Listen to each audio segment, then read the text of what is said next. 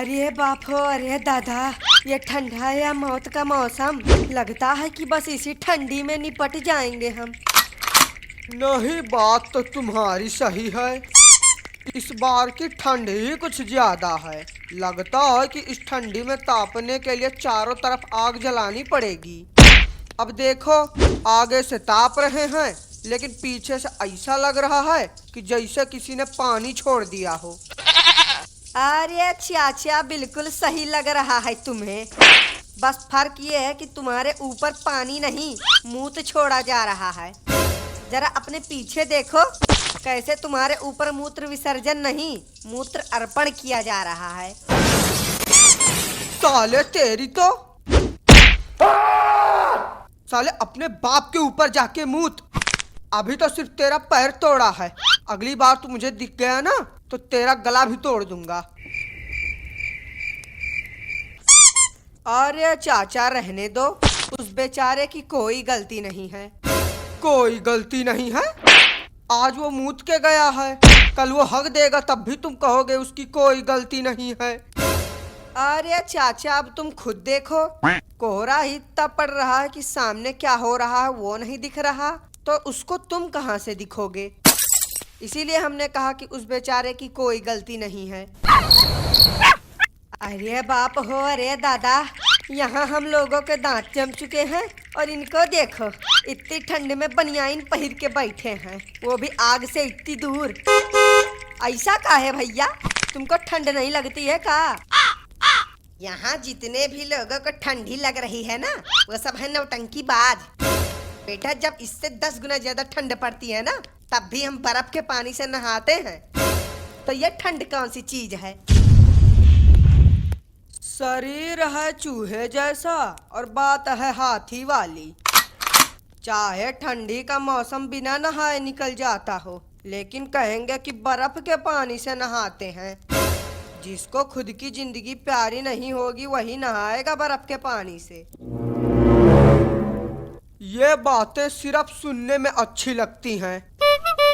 एक बात हमारी याद रखना कि जिस दिन तुम्हें ठंड लग गई ना बेटा, उस दिन तुम लेटरिन में पतला पतला पोंकते फिरोगे। अरे चाचा, तनी अपनी उम्र का शर्म लिहाज कर लो, ये क्या पोंक पोंक लगा रखे हो? बेटा, शायद तुमने एक कहावत नहीं सुनी।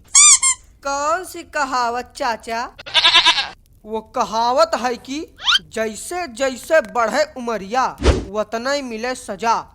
कि जैसे जैसे बढ़े उमरिया वतना ही मिले सजा, और जितने गंदा बोल दी हो वतना ही मिले मजा। अरे वाह चाचा वाह, क्या बात है।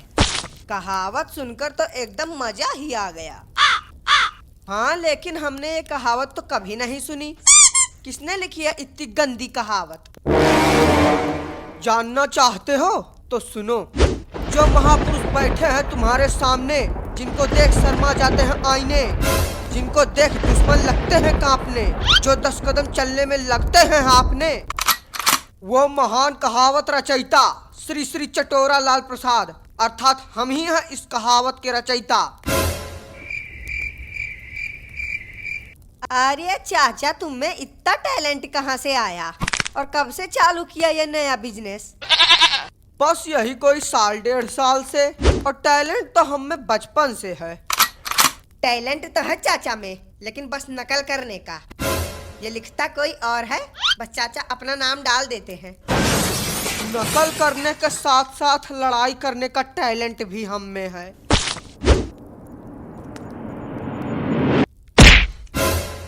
लगता है आज चाचा चाची से झगड़ा करके आए हैं, इसीलिए उसका गुस्सा यहाँ उतार रहे हैं। हाँ, लेकिन जब इतना ही गुस्सा उतारने का शौक है तो चाची पर जाके उतारे, यहाँ काहे उतार रहे हैं? अरे तुम भी कैसी बात कर रहे हो? चाची को देखते ही इनका पूरा खून सूख जाता है, हाथ पैर कांपने लगते हैं, और तुम बोल रहे हो कि गुस्सा। बेटा, अगर ज्यादा बोलोगे ना तो इसी आग में तुमको पटक के तुम्हारा खून सुखा देंगे। नहीं चाचा, ये बात तो गलत है। आग की लकड़ी हमारी, तसला हमारा, तुम जिस खटिये पर बैठे हो वो हमारा, ये कुर्सियां हमारी, और तुम हमें ही इस आग में पटकने की बात कर रहे हो।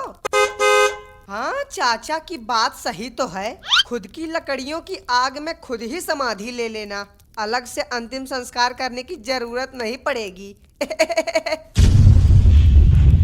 वैसे हमारे हिसाब से ठंड के मौसम में दो चीजों में सबसे बड़ी दिक्कत होती है। पहला नहाने में और दूसरा दूसरा धोने में। साला हफ्ते में एक दिन नहाओगे तब भी चल जाएगा, लेकिन धोना तो रोज ही पड़ेगा। तुम लोग बैल के बैल ही रहोगे। सबसे ज्यादा दिक्कत बाइक चलाने में होती है, ना कि नहाने धोने में।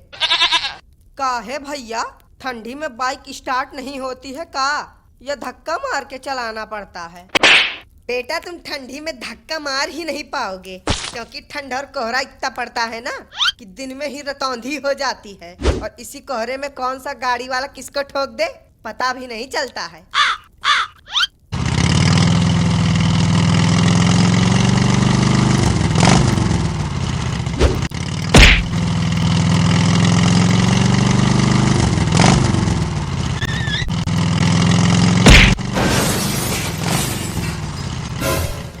लियो, ज्ञान बांटत बांटत खुद ही शिकार हो गए। अरे सब बैठ के देख काहे रहे हो, चलो उठाओ उन दोनों को। अरे रहा दियो, इनका उठावे का कौनो फायदा नहीं है। जब गाड़ी चलाइबो आंधी जैसा, तब जिंदगी बह जाए पानी जैसा। ठंड के एक्सीडेंट में कोई बचा है जो ये बची है? हमको तो लगता है कि बेचारे का आखिरी समय आ गया था, तभी तो बहकी बहकी बातें कर रहा था। हमने तो ये भी पढ़ा है कि जिसका आखिरी समय आता है उसको सामने यमराज दिखने लगते हैं, और वो बेचारा फालतू की बातें बोलता रहता है। फालतू? अरे फालतू नहीं, महाफालतू। जिसका भी आखिरी टाइम आता है वो अर्थ का अनर्थ करने लग जाता है, जैसे ये कर रहे थे। ठंड नहीं लगती, बर्फ के पानी से नहाते हैं फलाना ढिमका। चलो इसी बहाने 13वीं तो खाने को मिलेगी। नहीं चाचा, अब तुम्हारा बहुत ज्यादा हो रहा है। किसी के बारे में इतना भी बुरा नहीं सोचना चाहिए कि मतलब एकदम उसकी 13वीं खाने के लिए ललायित रहो। बच्चा ये पापी पेट है, ये ना किसी के बारे में सोचता है, ना किसी के बारे में बोलता है, और ना किसी के बारे में सुनता है। तुम बस इसमें खाना डालते जाओ, ये तुम्हें आशीर्वाद देता जाएगा। हाँ चाचा, एकदम सही बात है। आज के कलयुग का समय ही ऐसा है, साला इंसान एकदम राक्षस बन चुका है। अरे महाराज, तुम ये बात किससे कह रहे हो जो खुद एक राक्षस है? जो भी चाचा को अपने यहाँ दावत पे बुलाता है ना, उसके यहाँ खाना कम पड़ जाता है। ऐसा भका भक ठूसते हैं चाचा। बेटा, लगता है कि तुम्हारा भी आखिरी टाइम नजदीक आ गया है, तभी तुम भी उल्टी सीधी बातें कर रहे हो। आखिरी समय तुम्हारा आए बुढ़ऊ, मैं तुम्हें श्राप देता हूँ कि इस साल ठंडी खत्म होने से पहले तुम खत्म हो जाओ। बड़ा ही कमजोर श्राप है। अरे इससे हजारों लाखों गुना तगड़ा श्राप तो हमारी पत्नी सुबह सुबह ही दे देती है। उससे आज तक हमें कुछ नहीं हुआ, तो तुम्हारे श्राप से क्या होगा? अरे चाचा, ऐसे कौन कौन से श्राप देती हैं चाची, जरा हमें भी बताओ, हम भी सुने। तो लियो सुनो। पहला श्राप वो ये देती है कि जैसे ही तुम सुबह सुबह उठो, वैसे ही भका भक खून की उल्टियां करते हुए मर जाओ। अरे बाप रे बाप।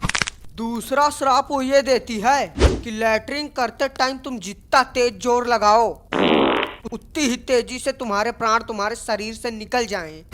अरे दादा रे दादा। और तीसरा? बड़ा मजा आ रहा है तुम्हें सुनने में। जरा अपनी पत्नी के बारे में भी कुछ बता दियो, कैसे वह तुम्हें सुबह शाम लाठी से कूटती है। का हो भैया, चाचा का बात सही है का? मतलब हर दिन तुम्हारी बढ़िया से खातिरदारी होती है? अरे नहीं, ये तो बस उसके प्यार दिखाने का तरीका है। तरीका? नहीं, अगर वो किसी दिन मार के तुम्हारी खोपड़ी फोड़ दे तब भी तुम यही बोलोगे कि ये उसके प्यार दिखाने का तरीका है। इतनी ठंड में इसी आग ने तो हम सबको जिंदा रखा है। अरे चाचा मारे यहीं बैठे बैठे 500 रुपए की लकड़ी का आग ताप डालो तो जिंदा काहे नहीं रहोगे। घंटा 500 का लकड़ी। क्या घंटा क्या है बुढ़ऊ, अपनी जबान संभाल लो। कहीं ऐसा ना हो जाए कि ये तापना तुम्हारी जिंदगी का आखिरी तापना हो। जब कुछ खरीदो तब पता चले, खाली पैजामा उठाए चले आओगे। बहुत ज्यादा बोल गए हो बच्चा, बहुत कैली हो हमार बेइज्जती। बेइज्जती नहीं बुढ़ऊ, अभी तो तुम्हारी हड्डियां टूटना बाकी है। इतना हिम्मत तो आ जाओ।